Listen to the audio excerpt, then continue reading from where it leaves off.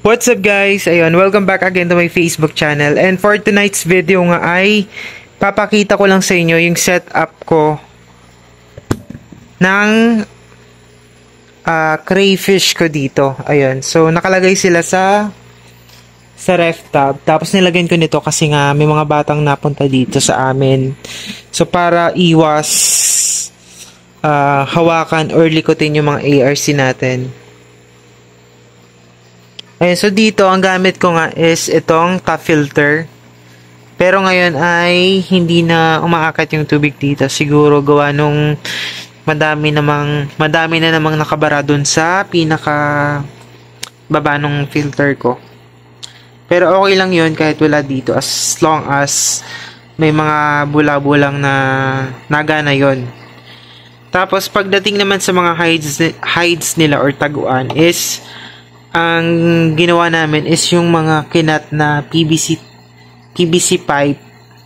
So since hindi available yung kawayan dito sa amin na nakikita ko sa ibang mga nag-aalaga ng crayfish is yun ang ginagamit nila. Pero may mga nagsasabi naman na pangit daw gamitin yung kawayan lalong-lalo na kapag hindi pa siya tuyo kasi bumabaho yung tubig.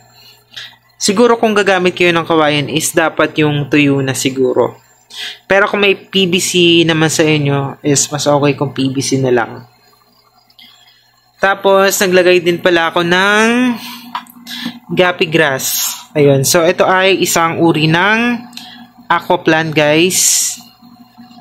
Ayan. So para instant hiding place na nila. Tapos, naglagay din ako ng talisay leaves. Ayan, yan yung mga tuyo na. And, nagsisimula na rin silang mag-decompose. Tapos, maganda rin kung maglalagay tayo ng talisay leaves kasi nga, nakakatulong siya para mas ma-condition yung tubig. Kasi nga, based na rin sa mga research ko is, yung talisay leaves is meron siyang antibacterial properties. Okay, so maganda yung para sa mga isda natin para iwas mga sakit, ganun. Tapos at the same time once na na-decompose na or nabulok na yung dahon ng talisay dyan is kakainin din yan ng mga crayfish natin. Ayan. So bali trio tong nandito sa akin ngayon guys. And nakapag-molt na rin sila. Kaya medyo malalaki na. So, hindi ko alam kung nasaan yung mga iyon. Ayun, nandito. Ay. Shit. Ayan. So, nandun nga siya, guys. Medyo masakit lang pag nanipit. Pero okay naman. Tapos, pagdating naman sa pagpapakain, is nagbibigay nga ako dito ng super worm. Tapos, pagdating naman sa pellets, nagbibigay ako ng dog food or cat food kung meron kayo. And PO1. PO2 is pwede rin. Ayun.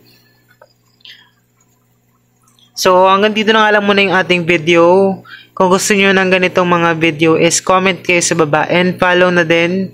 Share para yun, madami tayong matulungang mga nagpaplanong mag-alaga ng crayfish. Happy keeping guys!